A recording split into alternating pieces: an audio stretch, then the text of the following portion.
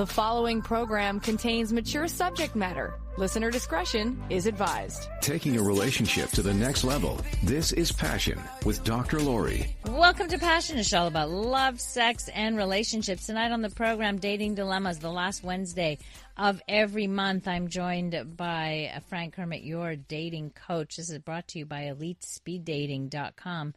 Hi, Frank. Hello, Dr. Laurie. How you doing? I'm good. Happy almost spring. Feels like spring out there. Almost spring. Yeah.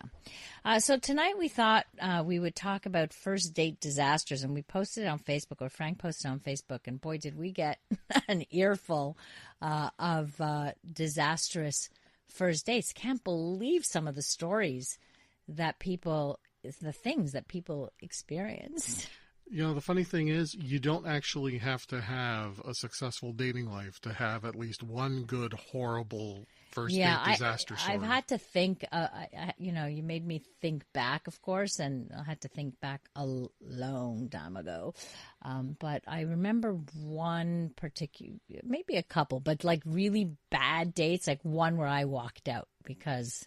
It was just that bad. It was that bad. Like the person said some really, horrible transphobic things. And I was just like, after telling him that I was doing work in the trans community and such. And I was like, oh, this isn't going anywhere.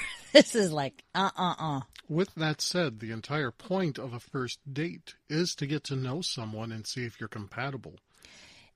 Okay, but when the person's language is completely disrespectful, then you know to you're a not population, I ended it right there. Like, why extend the date one more minute? I couldn't stand to bear to be there another second. That's the risk you take when you date. Yeah, which is fine. I was fine taking risks, Mm-hmm. Yes, dating was fun. Like, I know a lot of people find it really like a huge chore and really hate it. And I always approached it as I'd like to meet new people. And so what if they're duds, or so what if they don't go anywhere? But, it's nice to just talk, chat, meet new people. And for a lot of people, dating is a source of anxiety. It's a source of frustration. And what I normally tell people is dating is a necessary evil and a stepping stone to something greater that will make you happy if you find what you're looking for and if you know how to approach that. Right, which is what dating coaches will do, and help you identify all of that. So do you have a first date disaster? So I know you may have to go into your memory bank here to try and give us a story, but we'd love to hear a story. 514-800 to text in your worst date ever. What is your worst date ever? Why was it such a disaster for you? And we all have different reasons why it could be a disaster, of course. Yeah, and it didn't necessarily have to even be that bad a disaster, but it could just be an odd, funny story. Right. Give me yours. My story. Yeah. Okay, this is from my own personal background. Connected with a girl that I knew in college. We made a plan years later to go out on a date. You'd never been on a date before? No, we hadn't really been on a date before. When we finally did meet up, she tells me, look, my mom's coming with us. Oh, Mom coming on the date. Mom was coming on our date, and the reason is that Mom just broke up with her boyfriend and didn't want to be home alone. So her daughter says to me, look, it's either she comes along with us or, we can't go out because I'm going to stay home with my mom. That should have told you something about the girl at that point. Well, you know what? Look, she's looking after her mom. I get that. I mean, I'm not completely heartless. It was definitely not something I was expecting. Did you have to pay for all of them? Well, here's what we did. We the date was going to a skating ring. Mm-hmm. And at that time, I was taking an attitude of, be open-minded and experiment, say yes to everything. Okay. So when she said, my mom's coming with us, okay? My response was, okay. All right. So we go to this skating ring, and I'm a big guy, and I hadn't been skating in years. Not the brightest Forgive me thing. that I can't picture you on skates today, but okay. Yeah, let's not visualize. Let's No. just move on. Needless to say, I wasn't on the ice very long. And then I on was your like, butt more than the and yeah. at some point, I was like, okay, I got to stop. Got off the ice, and I sat there, and I spent most of the time talking with her mom while she continued to skate for about an hour.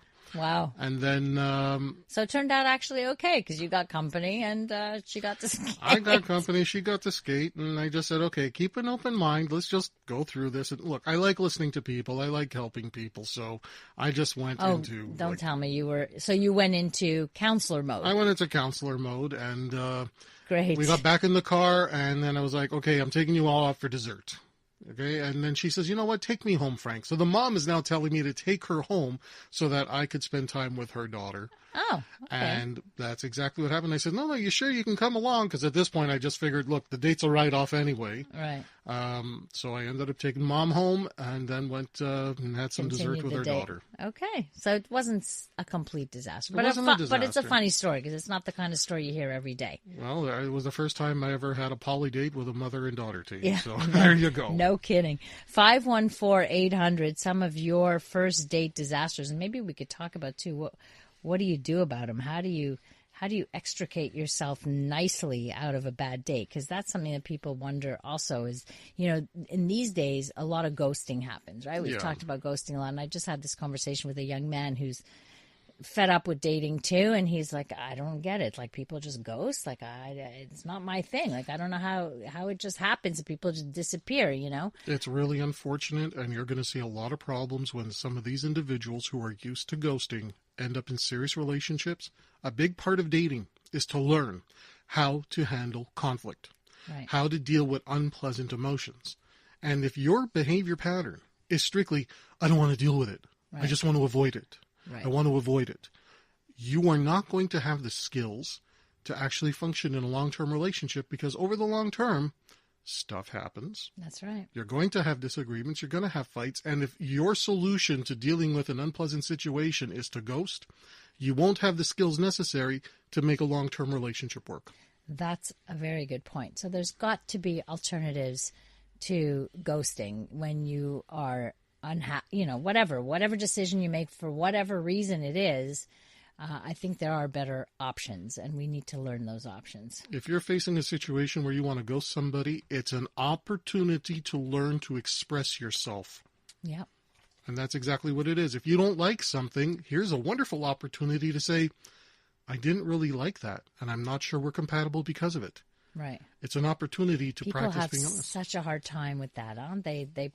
I mean, I don't know how other people feel about that practice of just kind of not saying why, because sometimes people get a sense, I thought it was going really well, and I thought, and then I text, Everybody and the says person the then same texts thing. me back, and everybody says the same thing. I didn't want to hurt the person. No, there you go. That's not the reason, though.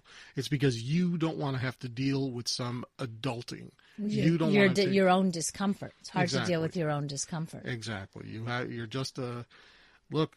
Dating is no place for someone who is afraid to communicate. Mm-hmm. Okay? Well, dating is a place where you also can learn to communicate. Exactly. So we got this one, says, well, I went for dinner once with this guy. After dinner in the car ride home, he insisted I give him oral sex while he was driving. He bought dinner and I owed him. First red light, I hopped out of the car. Scared first date. Terrible. Whoa. Absolutely terrible. I mean, that would be terrifying. Yeah, especially trapped in a car or feeling like you're trapped. Imagine somebody insisting on sex because they think you owe them. They're entitled to it. Absolutely wrong. Wow. Let me see what else we have here. So a bunch of people did write to us on Facebook, but you can share your story here at 514-800. Let's see. One disaster was he asked me out and he picked the restaurant. When I said I found it pricey, he said, don't worry. And so I assumed he was paying. I ordered a $15 drink. When the bill came, he split the bill in half and told me what my share was, and he wasn't even interesting. So if you're going to take somebody out to an expensive restaurant, tell the person, don't worry. Maybe you need to clarify a little bit. Yes, and if you're not sure, don't assume. Just don't assume. Make sure that if you're on a budget, don't be afraid to communicate, hey, I'm on a budget. I prefer the date where at this place it's less expensive. Because I want to contribute. Yeah. Dating Dilemmas tonight, brought to you by EliteSpeedDating.com. That is the voice of Frank Kermit, Montreal's big dating coach here. If you have any first date disaster stories, boy, do we want to hear from you. 514-800. The latest trends and hottest topics, love and sex, handled honestly and with passion. Here's Dr. Laurie, CJAD 800. Tonight it's Dating Dilemmas, brought to you by EliteSpeedDating.com. Joining me in studio, as he does every month, is Frank Kermit. He's a dating coach. He has authored over 25 books on the subject of dating. He can be found at franktalks.com. Tonight we are talking about first date disasters. We want to hear yours. 514-800. This texter writes, my shortest date was 15 minutes. The guy kept his cell phone on the table, face up, continually reacting to every noisy ping. We restarted almost every time trying to talk. I think I stayed 10 minutes too long. Just got up and left with him wondering what was wrong. Very good. That's so wrong. You did good. You did good. There is a big problem right now with people not being able to separate themselves from their technology and actually engage one another. So you did good. You were smart to get up, and I'm proud of you for it. I would have said something, though. I would have said, this date is ending. Like, I would have said why. I mean, obviously, I don't know. The guy didn't think anything was wrong. Can you be that clueless and not think anything is wrong? There's a lot of people who so are then clueless. I would say it. You know, you're not gonna be successful, bud, with this kind of. Well, no. You don't go on an attack. You simply say, "This is not working for me." You don't tell somebody, "I don't like this, so therefore everybody else is going to hate you for this." I must be just mean. No, you're just having a bad day. Terrible. Yeah. I feel absolutely blessed that I've not had a bad first date. After hearing some horrible stories, it only made me feel as if I was not a horrible person. The absolute worst was a date where when she mentioned nice guys, I told her I was not a nice guy, but I was too late in stating it was because I felt I could be a better man. She actually replied to me the next day saying she didn't feel it, and I really appreciated the sentiment. So somebody telling you, look, I just didn't feel it, or I didn't feel the chemistry, or, you're a nice guy, but I just didn't feel it. I think that's fair, and that's okay. It's not about you. It's about the chemistry between you. With that said, when every rejection you get is because people are telling you, you're great, you're wonderful, but I don't feel the chemistry. Sometimes what I have found is, and this is what I teach people, when you're about to break up with somebody, don't make it about how you feel. Make it about an area that you feel you are incompatible. Okay. It helps that person get closure. And you have to understand that there are people out there who figure, but I can change the way you feel. Right. No. Give me another chance and I can change the way you feel. Once you make a breakup about incompatibility, there's a certain level of closure that comes in for a lot of people, which is why I always say, if you're going to break up with somebody, break up about some area of incompatibility, not based on how you feel.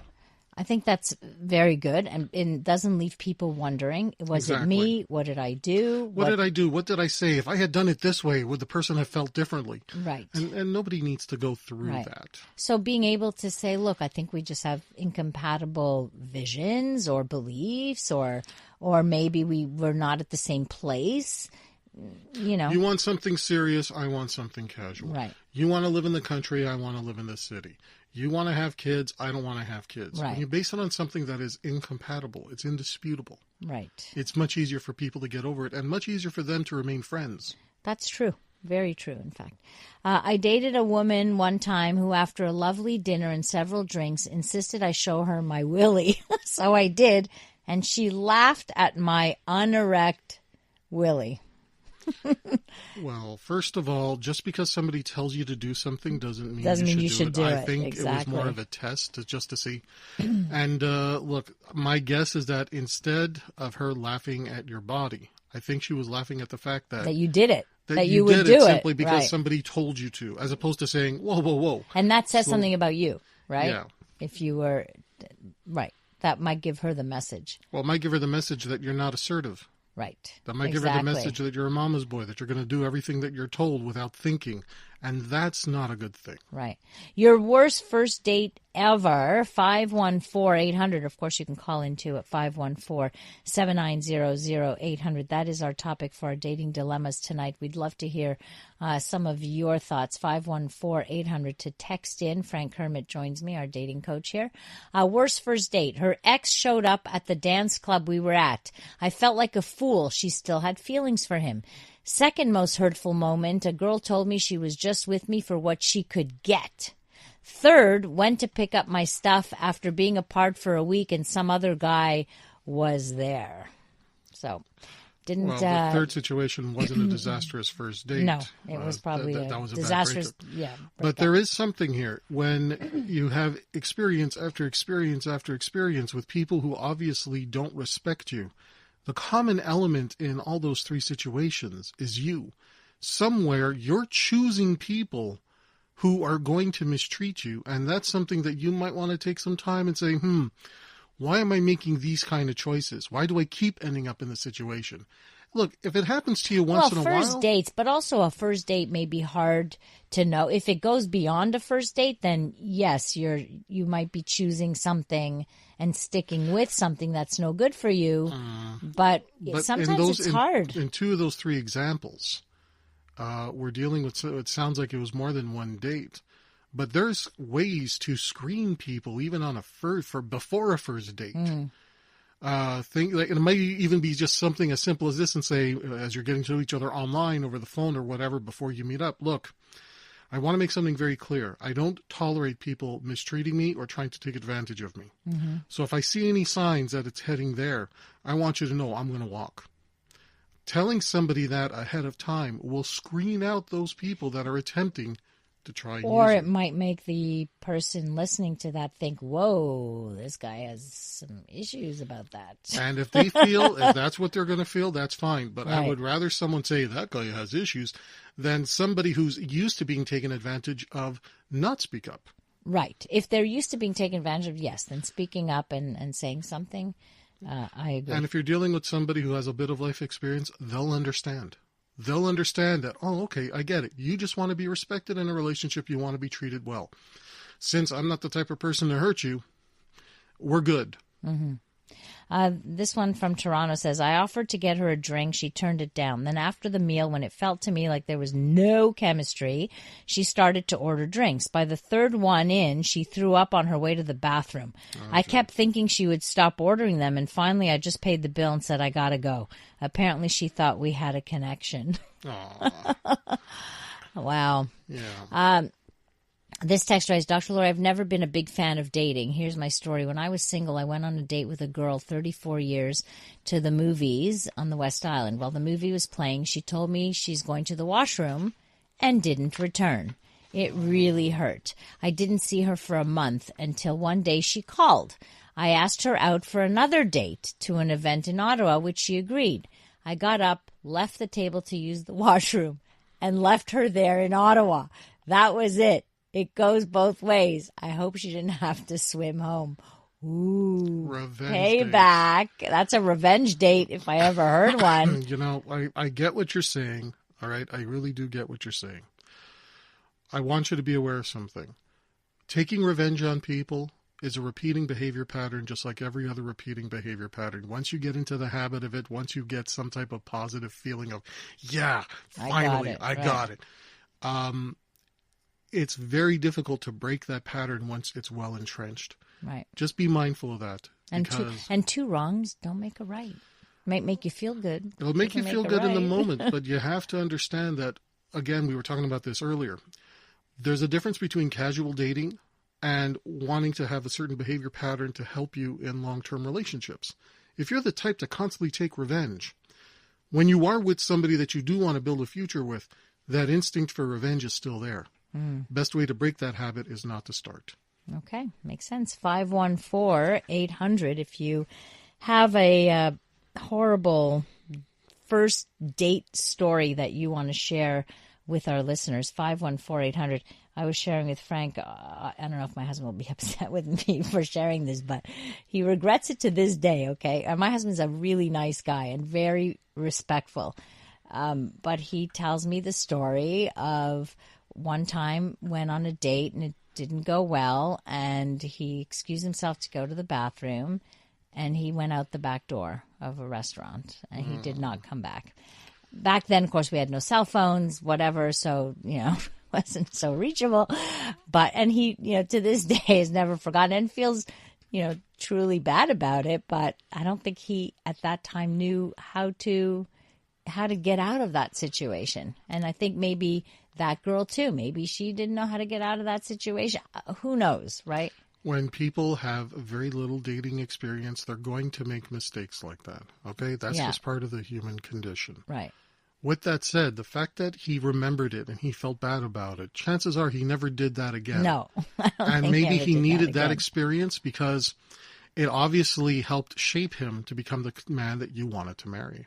Oh, isn't that a sweet thing to say? I know. I'm good. I'm good. Isn't that sweet?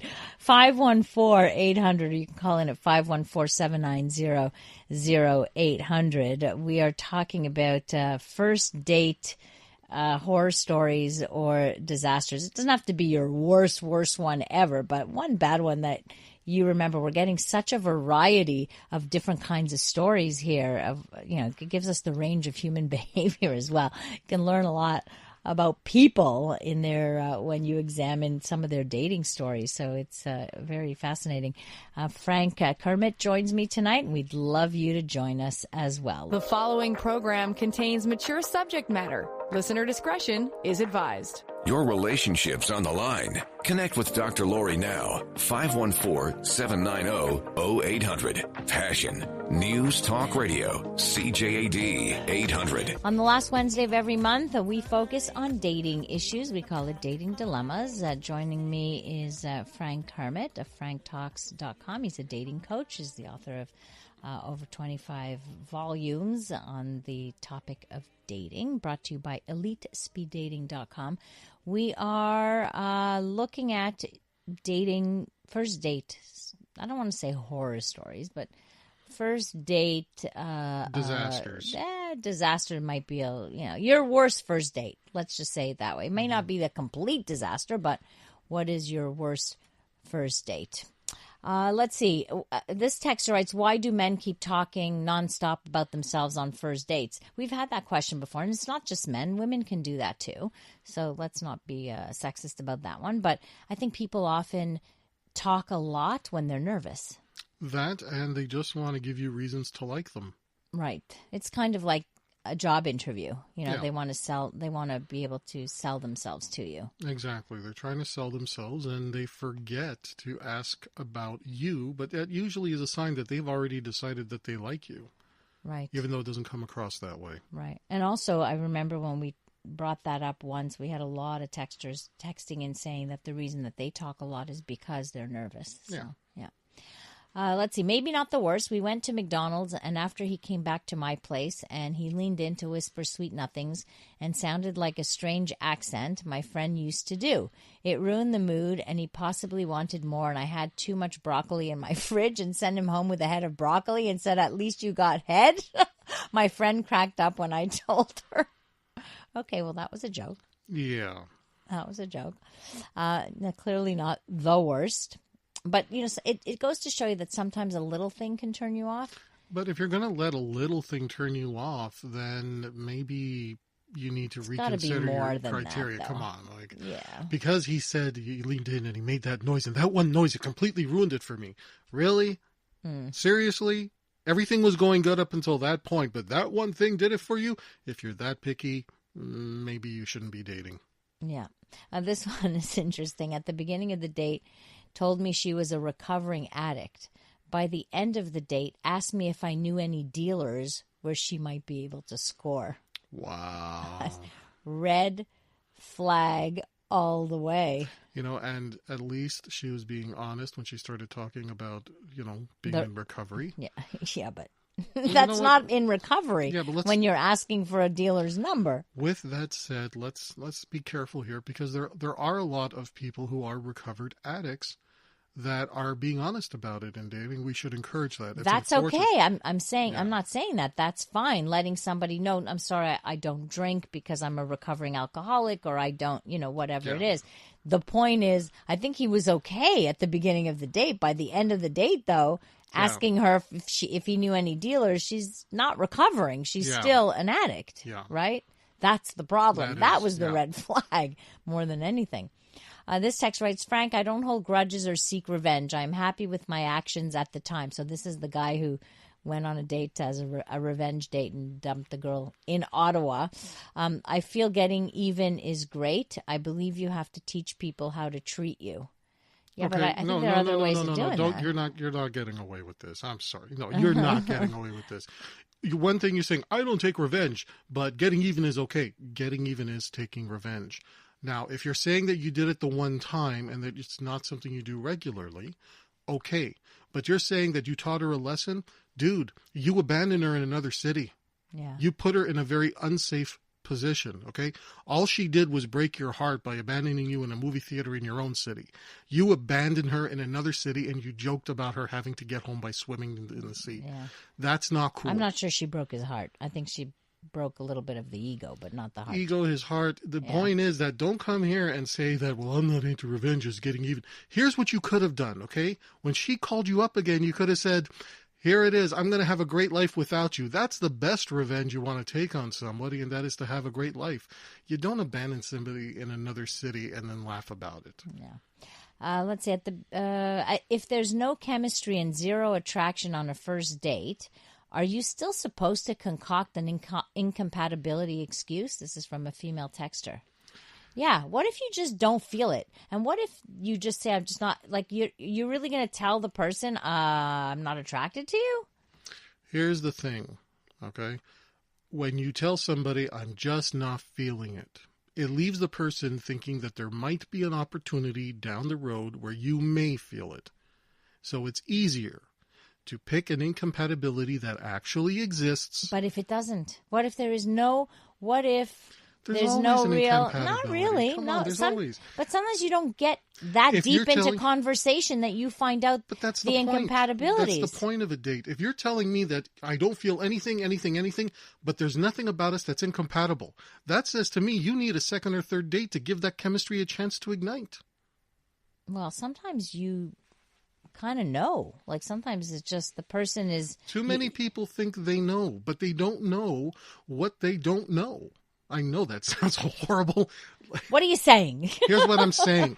How many times have people said, this person's not my type, but they go ahead and give that person a chance? I agree, and I know quite a few people like that. That's different. Okay.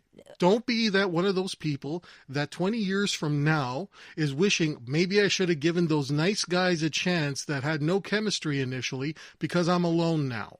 You want to be the type of person that says, okay, I didn't feel anything on that first date. That's fine. But did you see a glaring sign that says, I should not be with this person? Right. Absence of that glaring sign, you keep dating the person at least one or two more times to give that chemistry a chance. I always tell the story of a girlfriend of mine who I fixed her up on a date once, and it wasn't her type. Immediately she says, oh, no, it's not my type, not my type. And I said, well, just give it a chance, second date. Okay, yeah, nice guy.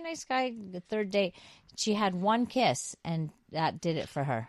I know that story many times over, actually. And which surprised them. Right? Because like, what? I felt all of this? That's so weird. So not my type, but there was the chemistry. One of the things that I teach about people's emotional needs is that who they're initially attracted to isn't necessarily the person that makes the best life partner for them.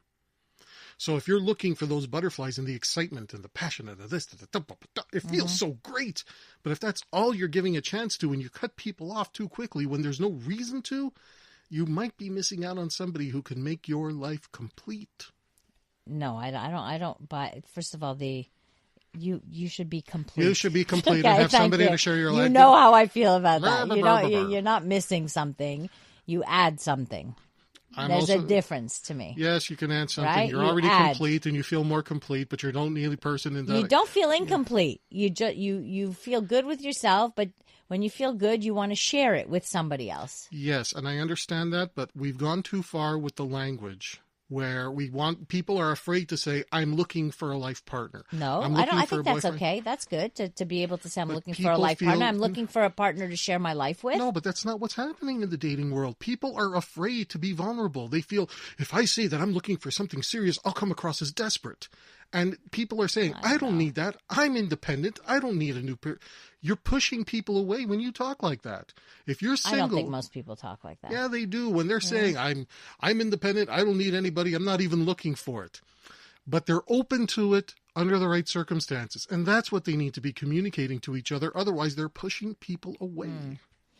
514-800. We'd love to get some of your texts. This texter writes, I had a first date and went with her to a long, bad movie in a crowded theater. It's not a good place for a first date, actually, a Movies movie. are terrible for a first date. However, halfway through, I went to the bathroom. When I returned, I could not find her. Too dark. After the movie, I found her and we went for coffee, and she said she had recently married a guy for immigration purposes. Last date with her. Wow. Yeah. He couldn't find her. I think that's pretty funny, actually, which is why you don't go to a movie. Well, you don't go to a movie because you can't talk. Yeah, you really don't get to know somebody at a movie. We got another one here about movies.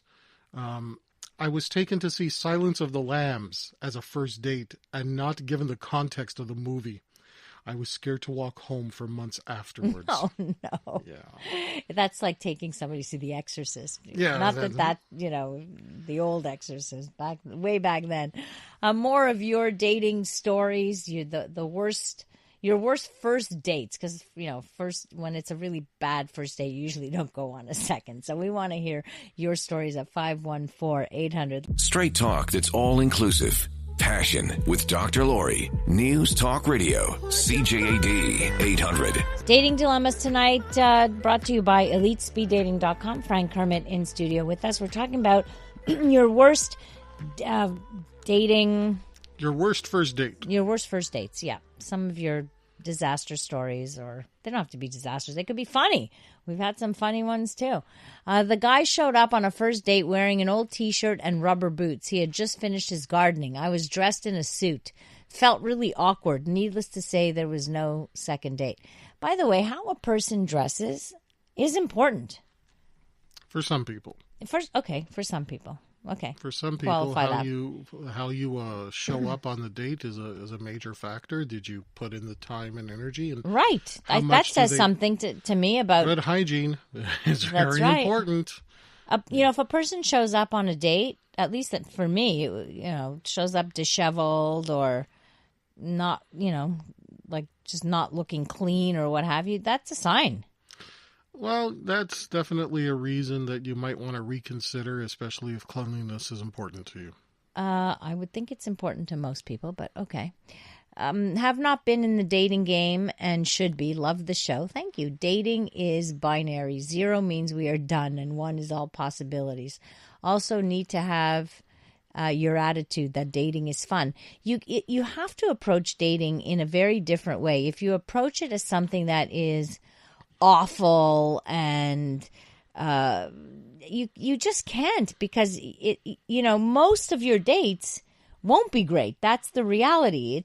That's a bit of a numbers game too, right? That's right. So it's like you can meet a whole bunch of people and you might click with a couple of them, and maybe out of a couple of those you might have one that you might want to go on a second or third date with. So but approaching it as something that is, hey, fun, get to meet new people and get to converse with people and maybe learn something about me, learn something about them, learn something, then, you don't have all that anxiety about going out there and not play it like a game, but play it like like social networking kind of thing. If your focus is, I want the other person to like me, you're going to feel anxiety. If your focus is, I'm out here to learn about people and learn something about myself, and this is something, especially when someone has very little experience dating.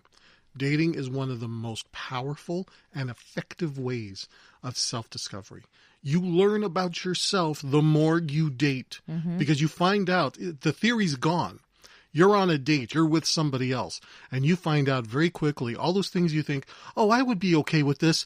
No, you're not. Right. Or something that you thought, I could never. Well, actually, with the right person, and that's what you learn on a date. Yeah, it's true. Dating, it's true. if you take an enthusiastic attitude, and by the way, for anybody listening who has very little experience dating, very little experience being a lover, enthusiasm conquers all. Be enthusiastic about what you're about to learn about yourself and about other people. Sure, and the opposite of that shows. Yeah. It really shows. And that sometimes, lack of enthusiasm or being very blasé about it comes through, and you're the person you're dating. If you despise dating, the person you're dating might assume the person despises me. Right. And it's not you. It's often not about you. That's the thing. So don't be wondering why a person isn't calling you back if you act like you hate dating. Right. This texter wants to know, wasn't there a study that showed that men know if they are interested or not within the first 45 seconds? For sex, yes. For dating, no. All right. So that is true for sex. Well, I think it takes personally, I think it takes less than 45 seconds for most guys. Is it female? Yeah. Oh, stop. Okay. Don't make it like that. This texter writes, I wasn't going to go out with my partner on a second date, but I did. And we have been together for almost 20 years. Exactly. That's right. Thank you. This is the point I was trying to make earlier. Bravo. Thank you for supporting the Frank.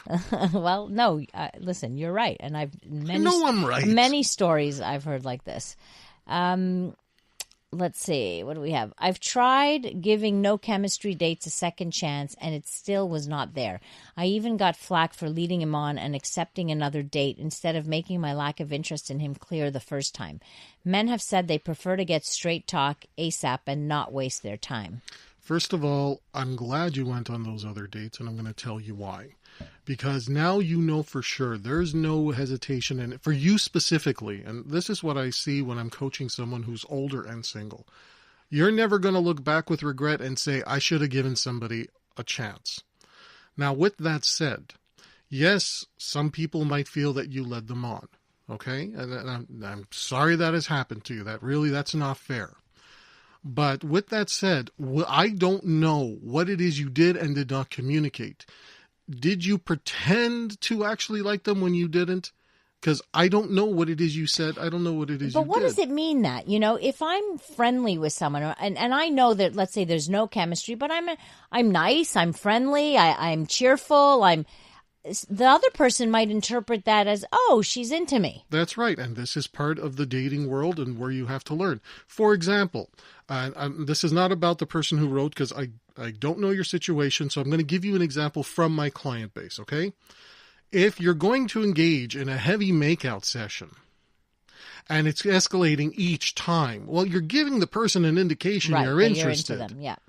Now, if you think, oh, well, I'm just going to go ahead and make up, but I'm not really interested in them, and then tell the person, yeah, I know I made out with you and it got pretty heavy the last time, but I'm not interested.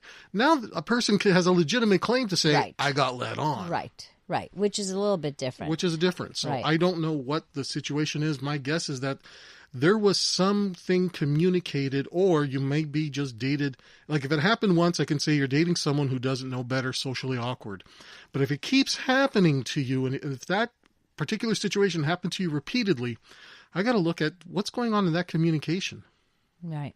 A couple of things. Do you have to wear makeup on a first date? Well, if you never wear makeup and this is how you are every day, then why are you going to be all made up if that's not who you are every day? Only wear makeup if it's already part of your personal value system. And if it's not part of your personal value system, why would you do it? You don't need to do it. Exactly. It's like if you wear flat shoes every day, and then you suddenly go and wear heels on like, no, why would you? That. Like, you don't do that sort of thing. Try and be as much yourself as possible. With that said, if you do regularly wear makeup and you're making a statement, I'm not wearing makeup on a date. Okay, now we're getting that's into, a different thing. That's a different exactly. This texter writes, I'd rather be alone than force chemistry, which doesn't ever come. Being alone is not a bad thing. Well, why doesn't it ever come? Aha. Look, you don't force chemistry. You give it an opportunity to ignite. Right. And if it's never igniting with anybody, well, the common element in that dating dilemma, and every time it's happened, is still you. So is there something that you're not open to that you have not acknowledged? And for that's not a coaching thing. That's a therapy thing. Right. Do you think that dating after being in a long-term relationship is made harder by the perception other people have about you? you're only interested in long-term relationships. Your perception is under your control. Let me repeat that. Other okay? people's perception. Other people's perceptions of you. You can't control initially what they think of you, but you can control how you present yourself. Just because you came out of a long-term relationship does not automatically mean you're looking for another serious relationship. And if you're not, it's okay to communicate that. Yeah, say so. Just say so. You can even say, look, I just got out of a serious relationship, and right now I'm not looking for anything serious. I'm looking for things to be a little bit casual. Let's just meet up for a coffee and see where it goes. Yeah, right. What about getting to know someone as a friend first? We share a lot in common, but we hang out as friends. Ooh, the friend zone. Right. Right. You're not a fan of that. Not at all. If you're going to go ahead and date, you give it a shot and you call it a date and you act like you're dating. If you act like friends, this is what happens to couples that are together a long time. They stop acting like couples. They stop having a date night. They start living like roommates. Right. Well, people think that I have to feel it in order to act. You have to act and the feelings will emerge. Right. Sometimes that works. Exactly. One last one. We had gone out to dinner. He complained about everything. I knew I definitely wouldn't be seeing him again, but figured maybe I could at least get some sex out of it. He didn't know how to kiss, and his other skills were laughable. I stopped him before we even finished getting naked because I was trying so hard not to laugh and just said, "You can go now." So I'm not sure. Sounds like it's from a guy, so maybe it's from a guy woman, talking. Actually. It's from a woman, that one? Okay. It's from a woman.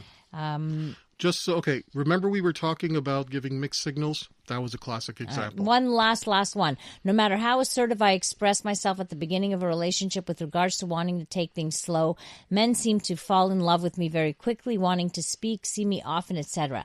How do you get through to men in this respect when you've said it all and keep repeating yourself? Your behaviors. You tell them, I'm only seeing you once a week and that's it. And then you stick to your word. Yes. Match your behaviors to your words. Very good point. Excellent way to end off. If you want help with your dating, feel free to contact Frank at franktalks.com. He offers coaching for people who are finding it a little bit difficult. He can help you look at your patterns and help you be a successful dater. You've helped a lot of people, that I know. Frank, we'll talk to you again at the end of April. Thank you very much for joining me once again. Thank you for listening to us. Thank you for all your wonderful texts and all your stories. I know it's not always easy to share the bad stuff, but we appreciate it. Thanks to Dave Simon, our technical producer as well. You can connect with me on Facebook, Twitter, and Instagram at Dr. Laurie Betito or through my website, www.drlaurie.com. Coming up next on CJD, The Comedy Show with Joey Elias. We'll talk to you again tomorrow evening. Maître Linda Hammerschmidt will be in studio answering all of your legal questions about family law. In the meantime, have a great rest of the evening and remember to live your life with passion. Need help with love, sex, dating, or relationship issues? Help from Frank Kermit, the best-selling author and Canada's most international relationship coach, is only a click away at franktalks.com. Need help with love, sex, dating, and relationships?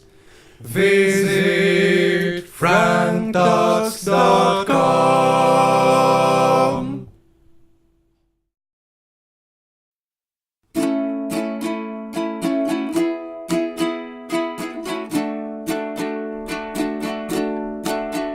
If you need help with your relationships, my buddy Frank, he's got some tips. Just go to franktalks.com. His advice is better than your mom's. He knows what you're going through, 'cause Frank has been there too. So log on to franktalks.com. franktalks.com.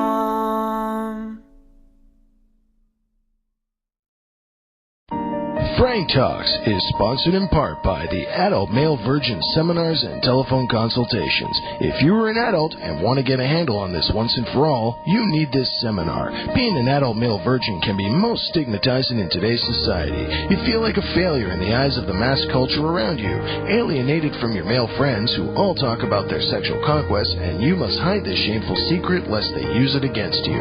And the very personal pain, anguish, and despair that cannot be described by words that haunts you every moment of your life. Enough is enough. It is time for male virgins to take charge of their sex lives. Frank gives you the rules of winning in this seminar, the Adult Male Virgin Seminars and Telephone Consultations. Make your first time the best time of her life. Only available at franktalks.com. Frank helps adult boys turn into men.